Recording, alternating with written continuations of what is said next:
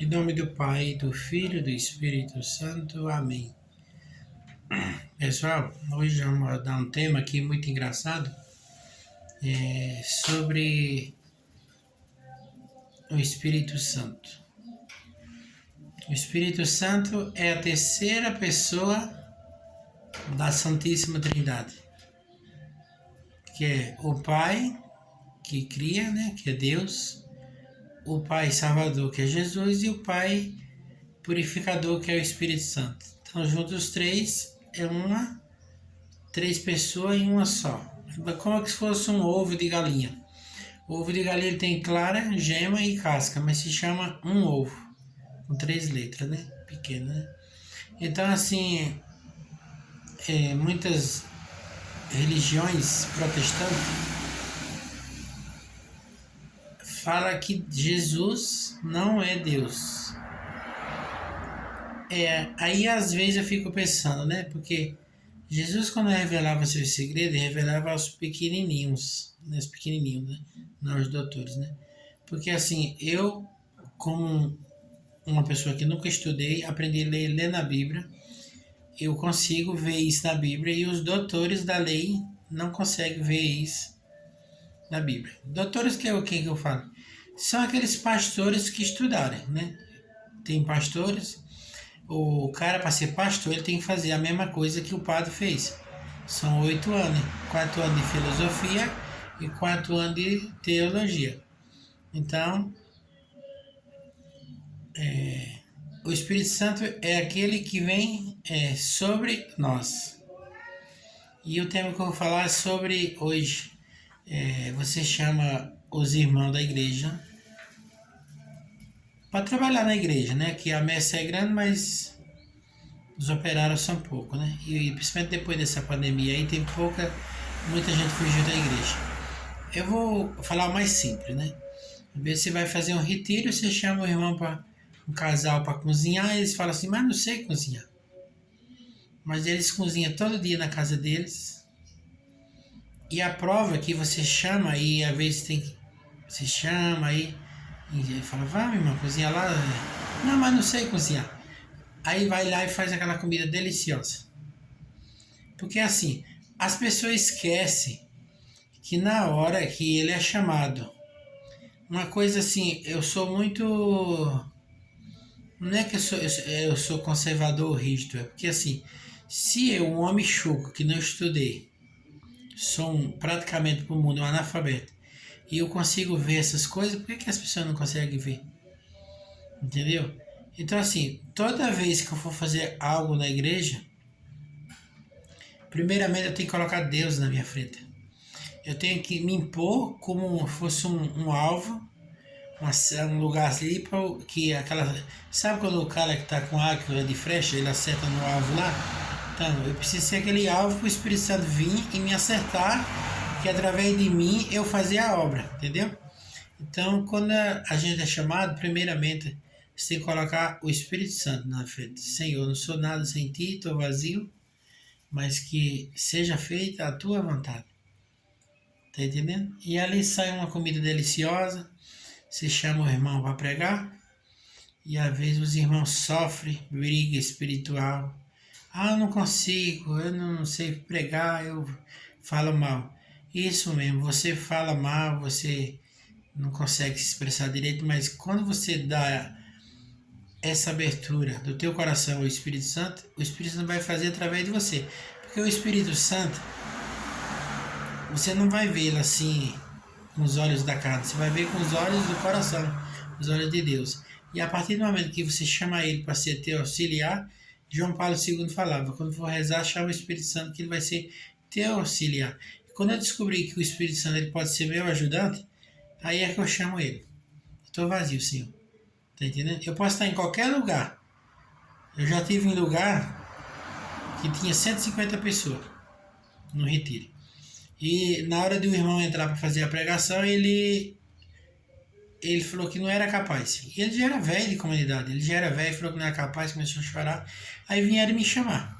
Então assim, eu gosto muito disso. Se a pessoa vir me chamar, mas que Deus colocou no coração daquela pessoa, por exemplo, tem uma vigília que nós faz das 8 às 2 da manhã. Se o irmão rezou e o Espírito Santo mostrou, falou assim, chama o Mário para fazer a adoração eucarística, que vai até 2 horas da manhã. Se o irmão rezou e ele vir, ele me chamar, eu digo sim, porque aí eu vou colocar o Espírito Santo na frente. Mas teve uma vez que eu acabei de sair da missa, o irmão falou assim, ele chamei eu de tio Mário, você pode fazer a vigília para mim? Aí eu perguntei para ele assim, você rezou e Deus falou que era eu? Ele calou a boca, baixou a cabeça e falei, faça de novo, reze, e se Deus falar que é eu vou, se não for, você vai chamar aquela pessoa que Deus colocou no teu coração. Ele pegou, baixou a cabeça e saiu, porque ele não tinha rezado.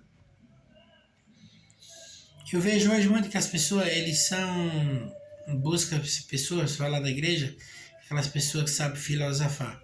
Porque tem dois tipos de pregação. Tem aquela pregação com o Espírito Santo e tem aquela pregação que a pessoa faz porque ela fala bem. Tá entendendo? Se você pegar uma pessoa mais simples na igreja e um pregador bem ousado mesmo, você colocar os dois. Se aquele simples tiver com o Espírito Santo, a pregação vai ser uma maravilha. E aquele ousado que está sem o Espírito Santo, não vai te tocar. Tá entendendo? Então veja as pessoas sofrendo. É tão fácil, gente. A pessoa está sofrendo. A ver as pessoas me perguntam assim, mas o que eu tenho que fazer? Como é que você já pregou, Mário? Como é que você faz? Fala, se põe diante do Espírito Santo como um alvo.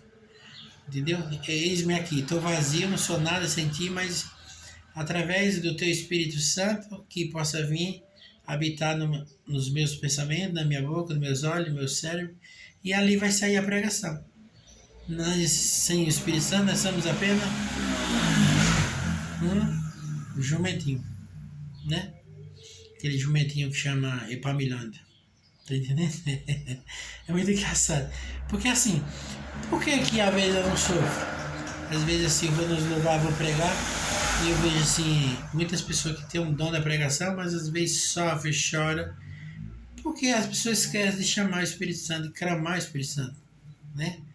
Então assim, eu não tenho medo. O meu sonho não sei se vai ser realizado, porque é o meu sonho, né? Talvez não seja o sonho de Deus, né? De pregar dentro do estádio de futebol para não sei quantas mil pessoas. Porque eu sou assim, eu consigo preparar uma pregação, pegar a palavra da Bíblia, preparar a pregação e não usar a Bíblia na hora. Eu usar os versículos, mas que está na minha mente. Tá entendendo?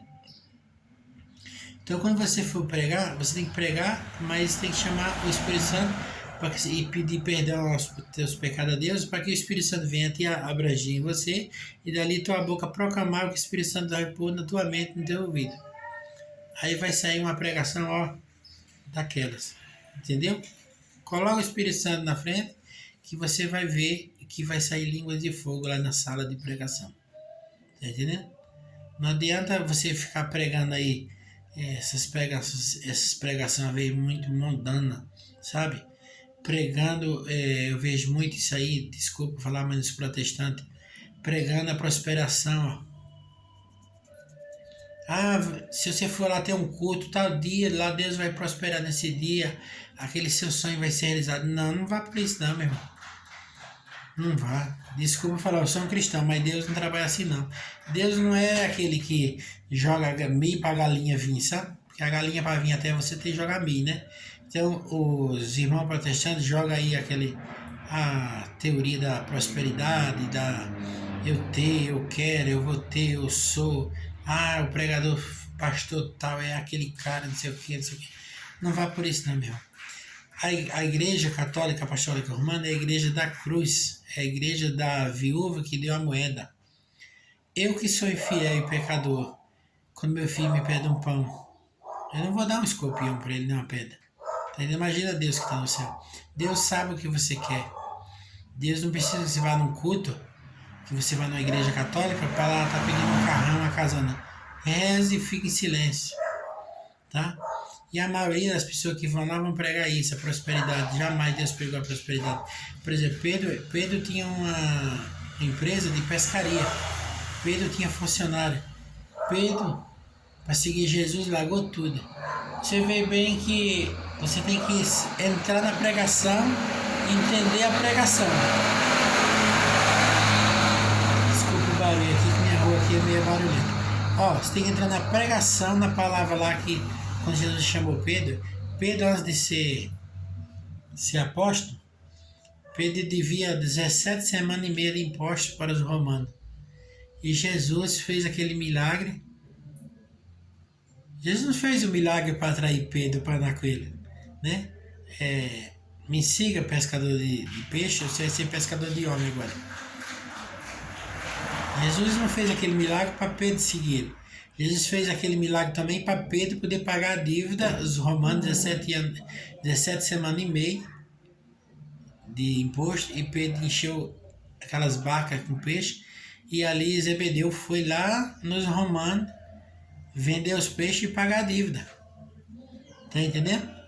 Porque Pedro, para seguir Jesus, ele tinha que estar livre, ele não podia ter dívida. Tá? Agora eu vejo muita gente aí que abre igreja em esquina que deve a todo mundo. Né? Uma vez eu vou partilhar aqui, eu trabalhei para um cara da Adventista Sétimo Dia. O cara é um cara de igreja assim, mas é aquele homem de igreja mesmo. Trabalhei um mês, eu e meu ajudante. Peguei meu ajudante, porque eu trabalhava de prender na época. Peguei meu ajudante, fui lá, fiz a parte elétrica, a parte hidráulica de baixo, que é o esgoto.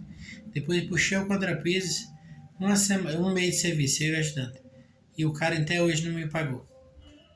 Aí ele tinha carro, tinha tudo. Um dia ele passou por ele de bicicleta, baixou a cabeça.